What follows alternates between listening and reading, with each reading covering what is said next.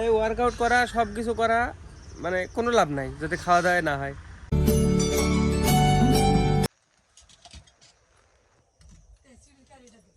So hello guys, welcome to a new blog.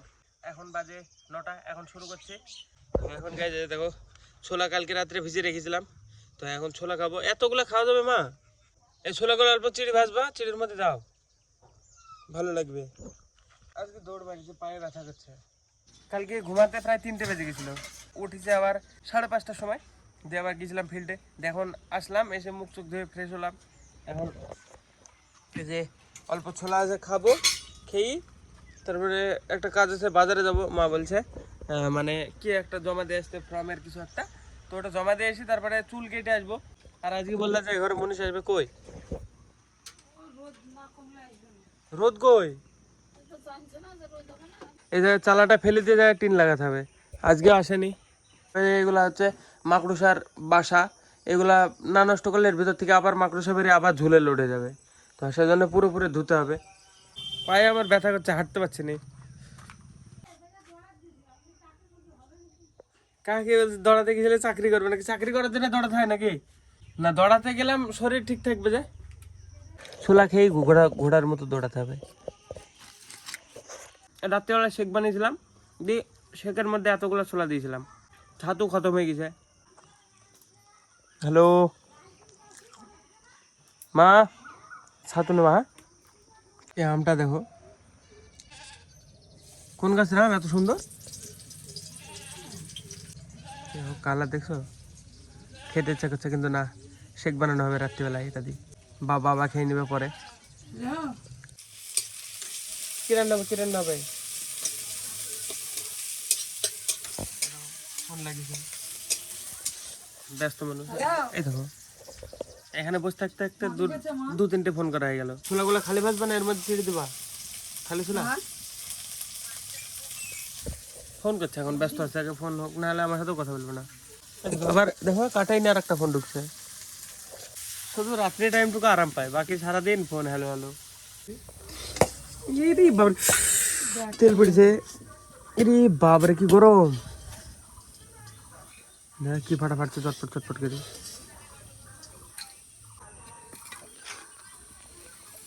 কাঁচা খেলাম কটা, আর এই কটা ভাজা। এই চিড়ি ভাজা খাবো না তাহলে, কিন্তু আমি এই ছোলা ভাজতে হয়ে যাবে। কাল সেই সকালে আমি দুটো ভাত খেতে সারাদিন ভালো লাগে না, ভাতের মধ্যে ভাত তরকারি সব আছে। বিহার লাগছে তো,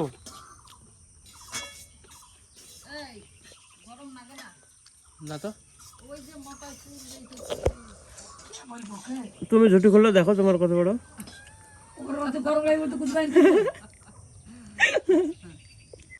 গরম লাগে তা বললে তো হবে না, আমার কত ছোট দাও।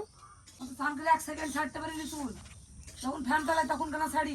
তোর কাজ করতে হয় না, সেদিন তো চুল বাঁধি থুই দিয়েছি। তাহলে তুমি কাজ করো না, তোমার অত বড় চুল, তার মানে তুমি নিজে স্বীকার করছো কিছু করো না তুমি। আমাকে কাজ করতে হয় না, দেখো এইটুকু না, এর তুলনায় তোমার 3 গুণের বেশি। 3 গুণের উপরে বাঁধাও থাকে, আর এক চুল ঘাড়ের নিচে নামবে না, আমি জানিনি তো। চুলে গরম লাগে, কাজ করতে পারে না, এই কথা হলো। এই কথা অনুযায়ী তুমি তাহলে কাজ করো না সারাদিন। হেভি লাগছে গায়ে, হেভি লাগছে। কটা ছোলা খাবো, খেয়ে যাবো বাজারে। কি করাতে বললো অনলাইনে কি, আজকে কোনো টেনশন নাই এডিট করার, কালকে রাত্রেবেলা করে রেখেছি। খাবো না আমি, খেয়ে নাও গাইস। আমি তখন খাওয়া দাওয়া করে বেরিয়েছিলাম, এতক্ষণে বাড়ি আসছি 3টে বাজে।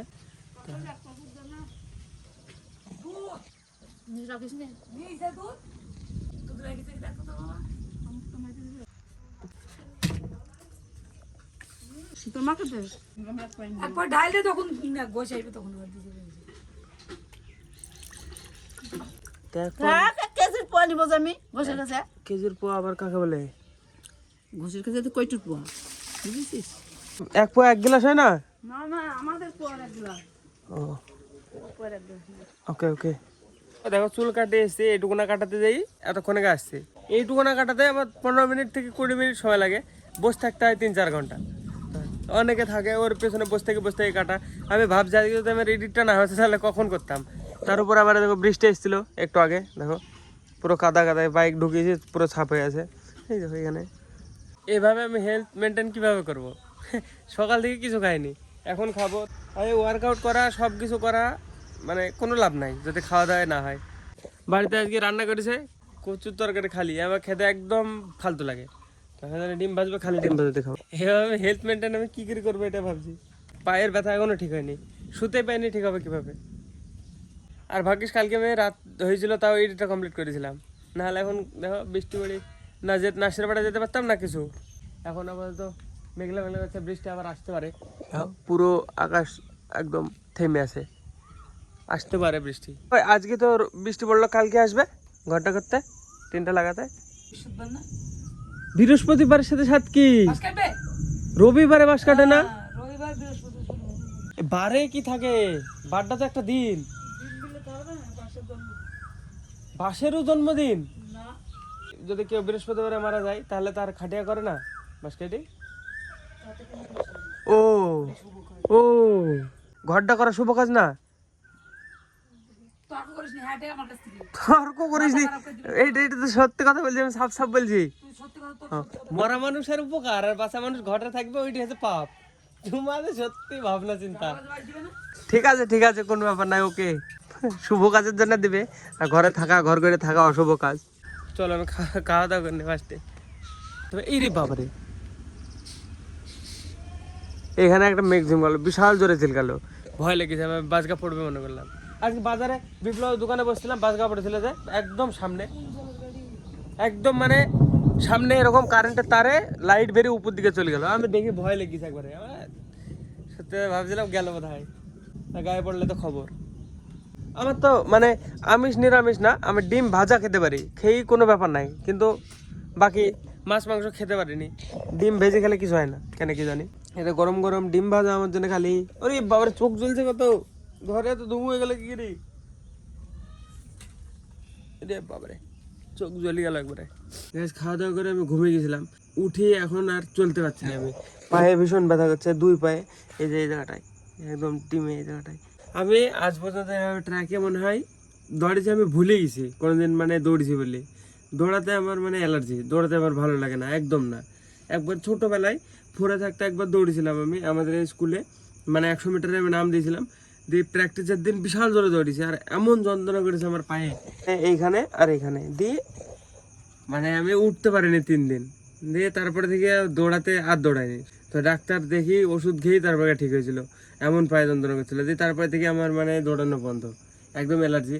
বাকি ওয়ার্কআউট পুশ আপ করবো সব এখন মানে মেনটেন করে নিয়েছে, কিন্তু পায়ে এমন ব্যথা হয়েছে গাইস, বুঝতে পারছি আমি।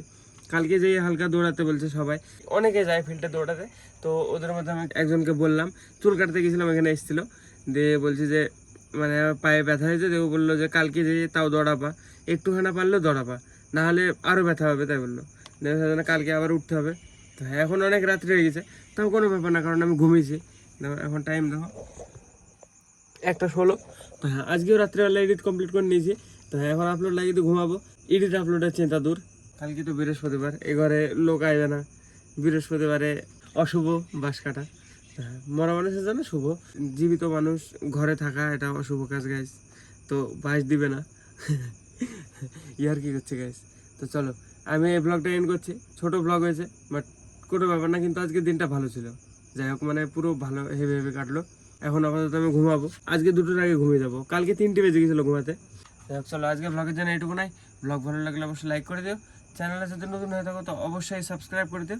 দেখা হবে নতুন ব্লগে। ধন্যবাদ পুরো দেখার জন্য, টাটা।